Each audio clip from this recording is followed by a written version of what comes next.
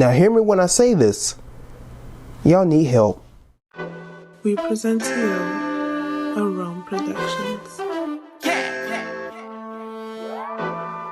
What's good, everybody? If you're a first time viewer of my content and of this video, make sure that you like this video and subscribe to my YouTube channel. Today I ran across a video yesterday. Actually, I ran across this video, and this black woman has an issue. I mean, she has a big issue with black men. And if you haven't watched my previous video, I've already talked about how I'm going to be dealing with stuff from a different perspective. And I've been doing that for a while, but I'm just making it known, and I'm more focused on giving a different perspective on these certain matters at hand, because the typical reaction to this message would be like the manosphere, red pill content. You know, if they were to come at something, that they would see this on their timeline, or if somebody give it to them. But we're going to watch this video, all right, and we're going to get back to it, all right? Let's get into it. Black men have absolutely no history of protecting women, not on the coast of West Africa 400 years ago, not on the Underground Railroad 200 years ago, not during Jim Crow 100 years ago, and not during the crack boom 50 years ago. They have not ever adequately provided for their families either, and at a time where men of other communities are building and expanding and going to the freaking moon, black men are in chat rooms complaining about how you won't submit to them, while other men are trying to attain masculinity through achievement, wanting to compete with other men and conquer other men. Black men just want to conquer you. They're obsessed with your submission, possibly because it helps them forget that there are other men who are subjugating them. They blame their ineptitude on feminism, welfare, and white supremacy, and conclude that the solution to this is to chase down women of other races to teach you a lesson. Yet somehow they still achieve similar or worse results with these same women. Oh, wow. Yo, y'all. It's scary that there are women out here that think like this, though. You know what I'm saying? Like, I never, ever. And this brings me back to a conversation, you know, I was taking an African American Studies class when I first came to my college and university. This was back in 2019. And the topic came up about black men protecting black women.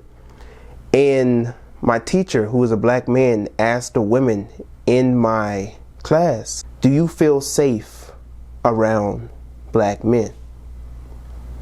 And when I look around, not one woman, right? And I know the women gonna be the yeah, because you want to disregard and ignore the issue that we don't feel safe around. Calm down. No woman in the classroom was willing to say that I feel safe and protected around black men. Now, granted, asking such a question is very vague. And the reason why I asked that is because you don't know how people are in this world. Me personally, I'm self-aware about my surroundings at all times. It's not in my head to feel protected by anybody. I'm for my own protection. I'm responsible for myself. Nobody else is responsible for me other than me. You know, I don't mind having a good Samaritan. As a matter of fact, a little black boy the other day helped me. You know, I was trying to get stuff out the car, and I'm trying to figure out how am I going to move all this to the equipment room, because, you know, I do film. And this man had to be no more than 12 years old, asked me if he wanted to help me out, and he helped me out.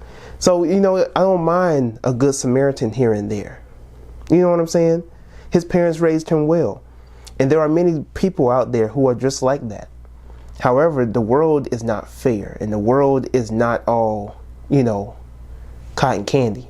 It's just not how it is. The point I made in class that day was that, you know, I think the teacher was getting on how the lack of contribution that black men have made in the black community.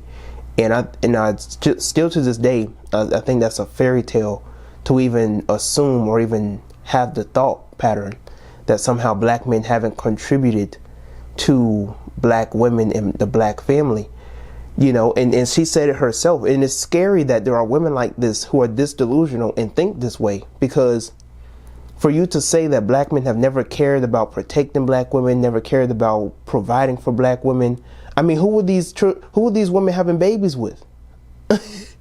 Who are these women having black girls and black boys with? Who are these women having families with? I mean, the black family rate during those times were at a much higher rate than what we see now. Especially after the feminist era and the intersection era took effect. And the point that I made in class that day was that, you know, all the main organizations, all the primary organizations that you have for why we are the way we are concerning consciousness, concerning black love, concerning pro-black and black consciousness, all this type of stuff, this was instilled by black men. Even Pan-Africanism, whatever you want to identify with.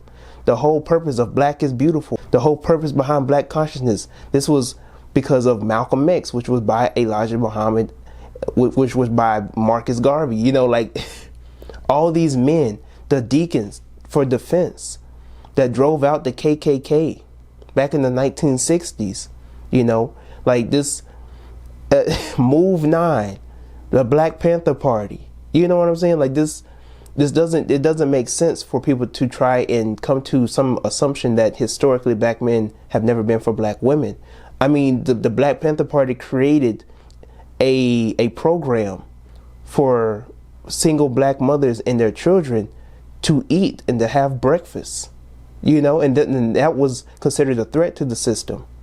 Let's also not forget that the system also created a COINTELPRO to prevent the rising of a black messiah.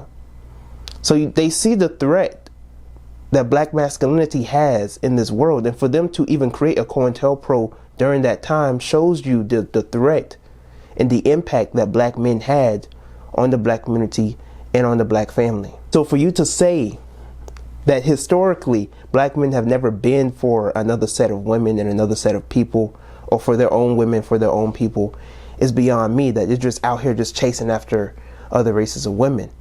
I don't know how much Love and Hip Hop, I don't know how much reality TV show that you've been watching. You need to stay off social media. I just don't know where you have been to even come to such a conclusion. You know, I don't know what type of trauma that you're still holding on to in middle school and high school, but that's just not reality. And these type of women are very, and I mean very, like mentally unstable to the point where they can't be in a relationship with another man. These type of women run off men, actually, because while you out here speaking like this, what do you think that you're trying to get back? You know, if you have this type of mentality on black men, where do you think it's going to go for you?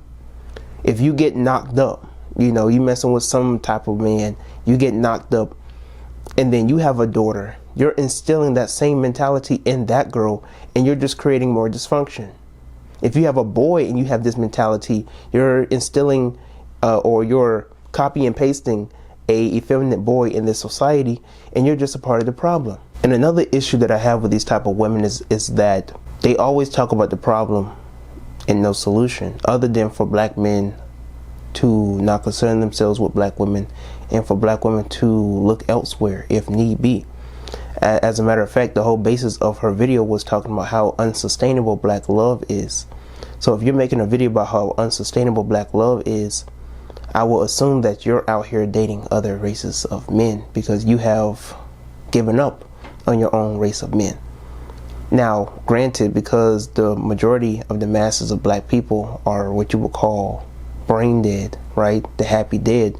Nonetheless, for you to even come to some conclusion that there isn't a black man out there for you to be with, that somehow there's a shortage of black men out there, is beyond me.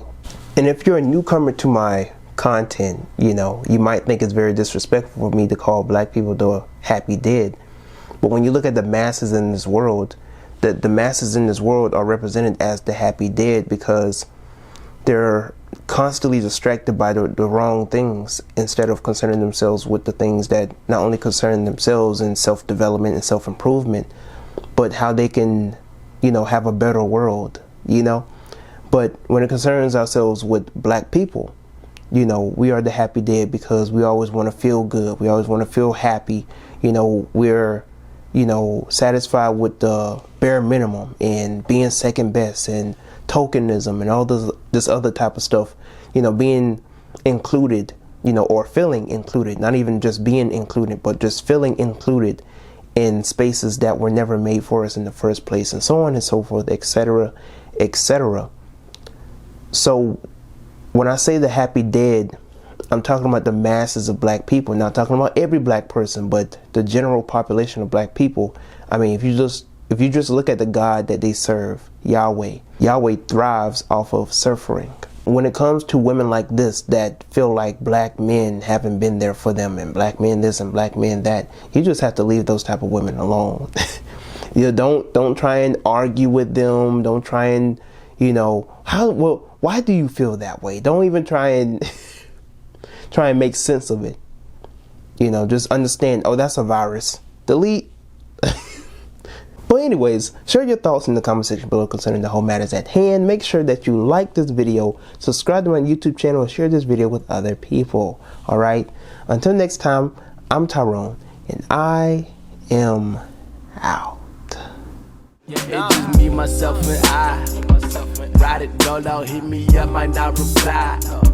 Feeling focused, got my optics on the light. Feel on the prize, you come for mine. Go suicide, I pay the price. It's just me, myself, and I.